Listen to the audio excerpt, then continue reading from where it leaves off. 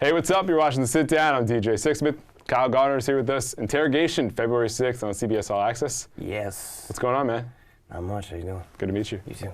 So I was telling you off camera, I watched the first episode of this. I mean, you really go for it, and it's super intense, and I thought you did a great job pulling it off. So what was this whole process like? Just walk me through the beginning. Like, how'd you get involved in the whole thing?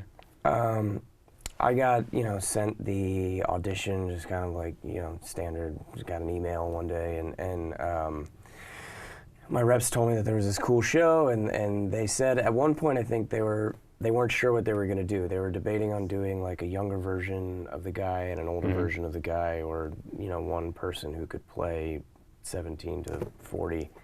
And they were like, but just read it, check it out. And I got sent, I think, the first 2, maybe 3 episodes, and I read it, and I was just like, wow, this is really good. This is intense. Super intense. It's, like you said, and then it was a really interesting challenge, to play those 2 ages. So I put myself on tape with my wife's sister. Actually, she helped me out. Thanks, Em. And then I got a call back, and I read for Anders, Ernest, and John, but I wasn't sure what to do because it was like, okay, I have to be 17 and then 40. That's tough. So I was like in the middle of growing like a mohawk out from this other movies. Like my hair looked really stupid, and then I was like, I didn't know what to do, so I wound up with like weird like 90s DiCaprio hair, and it was like I couldn't. Just a weird in between. I was just like, oh god, I hope they. But I ended up reading for it, and yeah, just trying to like look young, I guess. It's a tough thing to pull off. Yeah, and then tried to look old at the same time. But no, I read for it, and then luckily, usually you wait around for like a long time, and you're like going crazy. But I found out pretty quickly that I got the job, and then, it was all about sitting down with everybody and kind of breaking this down and getting the scripts and trying to wrap my head around everything and do the work of like, okay, now I really have to figure out how to play, 17 and then 20 and then 30 and 40 and, that's when all the physicality stuff came in, and, it was a whole other side of things. So when do you feel like you got comfortable with everything? Because this is like months and months. You're never comfortable. But when do you feel like you got some sort of hold over who this guy was at 17 compared to who he was at 40? I think it's hard to know. I think you kind of have an idea.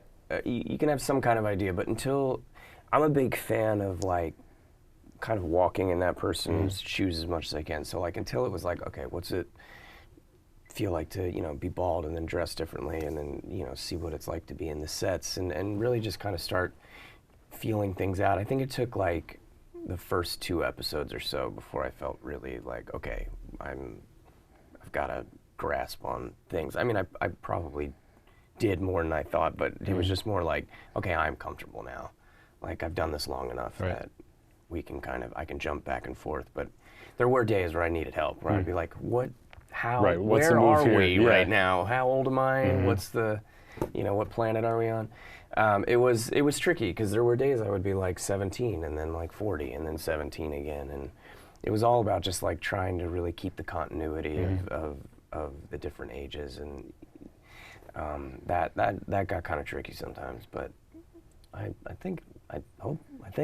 No, you guys definitely pulled it off. Yeah. And I think the other fascinating thing about a true crime series is that you just don't know what to believe. It's like you walk in thinking one thing, you start to watch, you think another thing. So what's it like playing with the innocent and the guilty part of it? That's also a pretty unique thing to this, where like, you do a show or you do a movie and you have like a through line, you have a total arc. But with this, it's like, because it's told from so many different point of views, everybody saw Eric as a different person or had a different idea or feeling about this guy. So you kind of had to take every episode at face value, where I couldn't play him the same all the time because he wasn't the same person all the time. In my point of view, I'm pretty polished, I'm pretty put together. In someone else's point of view, I'm like a mess. Right. So it was really just having to break each episode down specifically and kind of come up with things like that. Luckily, it was really good, like hair, makeup team, wardrobe, that whole thing. That helps. I mean, that's, sometimes that's half the battle too. Yeah. Just some makeup and things like that, to be like, oh yeah, he looks like trash. Right. You know what I mean? Yeah, especially at this point, you look the part, you play the part. And then you just kind of lean into that. Right. But it was a different thing than you know, a normal show where you're the same guy all the time. So it was really kind of almost like shooting 10 TV shows, right. you know, 10 different shows as 10. It's the same guy, but, you know, different at the same time. Yeah, and it hits on all these different buckets. It's like what's going on in this kid's life. It's what's going on in this family's life. It's what's going on with police in general. Like, what was it like unpacking that for you? Like, what intrigued you the most about all those different things? I think it was, I don't know. I mean, I think it's just a really kind of unique way of telling a story, and again, I think it was just the personal challenge of playing all those different ages at all those different times. I don't know. There was just a lot. There was a whole lot I liked about it. Yeah. There's a lot too. What do you want people to know about Eric, about that character, and maybe something that we may not feel initially? Because there's a lot to think about this guy. Yeah, I don't know. I don't know if there's anything I want them to know. I think that's kind of the whole point. I don't really want anybody to know anything about him, because if I don't want to guide anybody in one direction. It's one of those shows where we want to let people make their own interpretation. Yeah. I have my own feelings, and I'm curious kind of what everybody else's feelings will be by the end of the show. Without giving away, did you find that your feelings were different from other people's feelings on the set? Like, was there a disagreement about Eric? Yeah. There was a lot I heard stories about like arguments in the writers' room. Wow. And people had really very specific feelings about how this went down, and what they feel about this guy and the end result. And yeah, there's just, and it that's the wild thing about it. It sparks some debate. Because like the last 5-6 years, like the true crime thing has just been crazy. You know, just from the Serial podcast to shows like this. So why do you think people are so interested in this stuff? I think it's just, you know, I think people are naturally like fascinated by like the dark side of things, or you know, they want to know what happened, or I think people just have like kind of a morbid curiosity in general. You know, because me and you as like a normal person, we don't necessarily... We're not diving into these waters. But really at the same time, it's like, you know, but all it takes is like, okay, well, my girlfriend broke up with me, I'm stuck in traffic, and this, and then you know, snap and something stupid happens, and, you know, you never know. I think people are just really fascinated by the psyche of these people, and I mean, it is dark. It's not like you know, it's not like you're going to the circus or anything, having a good time. But I just think people have a natural fascination with that, and then also the whole process and how people get caught, or how they solve these mysteries. I mean, it's really I don't know, it's interesting. My wife watches. I mean, I've seen every, I mean, hours of true But it crime hooks stuff. you. It really keeps you going. No, it really does. Next thing you're like, you want to watch another? Should we watch another? You're like, yeah, why not? Let's you're like 7 hours in, it's like 3 a.m. You're like, Jesus. You're like, I don't know what to believe. I'm still not sure. Yeah. The other great thing about this is that you got an awesome cast here. So whether it's Peter, Vincent D'Onofrio, like, what was it like working with some of these people? It was crazy. I mean, when I got the job, I saw that David and Peter were involved, so I was like, oh, cool. Like, it's their show. I'll probably like pop in and out, this and that. I had no idea how big my part was. Really? Wow. Yeah, no, I thought I was like... You just thought you were a guy on set. I was just a guy who's like, I get to work with these great people Not a little bit. Not the main guy that we're all focused on. Yeah. And so when I found that out, and I was like, oh wow, I'm gonna like really get to work with these guys, who I've admired for like a long time. Like it was a big deal for me, you know, to be able to work with these guys who I've like watched for like years, and really like get to work with them and have them, you know, we were like peers or co-stars. It was very. I got like nerded out a little bit. I got really excited. But you never know what you're getting into when you get to set.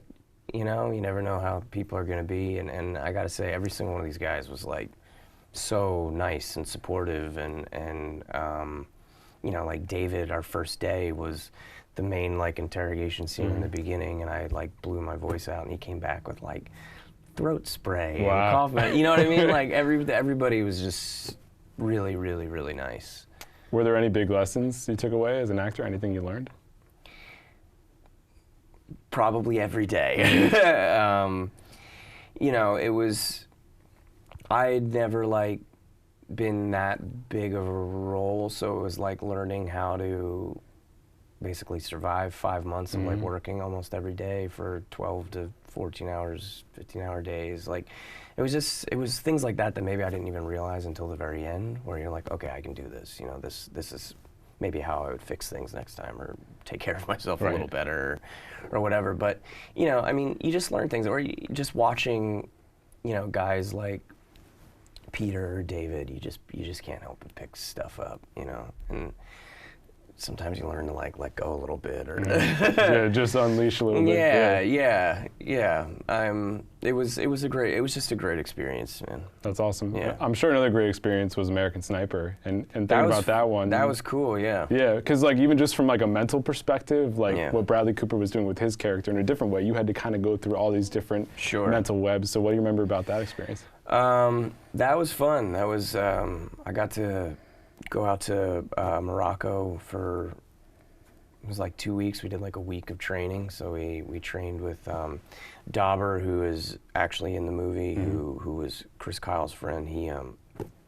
He trained us. He's a SEAL, so we kind of did like SEAL training for, well, SEAL training, you know what I mean? But even still, the fact that you were doing that, I'm sure, but it still blew your mind, I'm sure, with some of the stuff. No, I mean, just to really get in there and to play, you know, it just puts you in the mindset of really like wearing the gear, walking around, doing the stuff, learning how to clear buildings, learning how to do everything, because it's a lot of work, you know. I mean, please, it was like the actor, a lot of work. I mean, but it gave you an idea of what the life was like. But it gives you a taste, yeah, it gives you a taste. And then, you know, working with Clint was great. He's a really, you know, he's a legend, but he's also a really caring, giving director, and you know, the ship he runs is super tight. Yeah. Yeah. You're quick, right? One shot to the next. Man, it is not a joke. I mean, it's like, if you're not ready, you are in trouble. You're like, wait, that's the shot? Oh, like, my God, like, yep, yeah. That's it. And you're moving on, you're like, cool, thanks, Clint. Like, all right, that was it. Did I even say my lines? Yeah, right? Like, yeah. What are some it's other, fast. What are some other ones that pop out to you along the way? What have been some of your favorites? You know, a lot of things have I like things for different reasons. I love this movie. I did Band of Robbers with the Nee brothers. That one's really cool. It's like a modern day telling of like Tom Sawyer and Huck Finn, if they like grew up. Oh, wow. And we're like kind of knuckleheads a little bit. That's a really fun one. I just finished this movie, not just finished, but I did this movie at Sundance just recently called Dinner in America. That one was cool. It's like a punk rock love story. Really kind of aggressive, gnarly movie. I've gotten to do all sorts of different things, you know, which is, I'm really lucky. There's a lot of things I've enjoyed, you know. I think that's the beauty about doing what you do right now. Oh, absolutely. Because maybe 10 years ago, these aren't the same opportunities. To make a gnarly punk rock, like, that's crazy. I mean, and I've been really lucky where it's like I've fought really, really hard to, you know, I feel like a lot of times, sometimes people find it easier to put somebody in a box. Yeah, because that way they can have a definition for can digest somebody who you or are. something, you know. And I've worked really hard to break out of that, or try not to be in a box like that. And I've been lucky enough to do it where like I've had characters that are extremely different from each other, and I've been able to play like, you know, do character work and things like that. And that's come more as I've gotten older. You know, back in the day, I was the kid who I killed everybody. Right, you're just taking whatever part you get. Like, yeah. My body count by the time I was 20 was like enormous on every procedural in the world. But as I've gotten older, you know, I've really been lucky to play, you know, some really unique, different stuff. And like, this is another one, you know. I mean, when will you ever get a chance to play, you know, the span of 20 plus years? Like, very rarely. Probably never again. Yeah. I mean, you know, so that was cool. It was a exciting, you know, thing about the show. Awesome, man. Yeah. Really nice to meet Appreciate you. it. Thanks for coming in. Yeah. Check him out, February 6th, Interrogation on CBS All Access. For Kyle, I'm DJ. See you next time. Here on the Sit Down.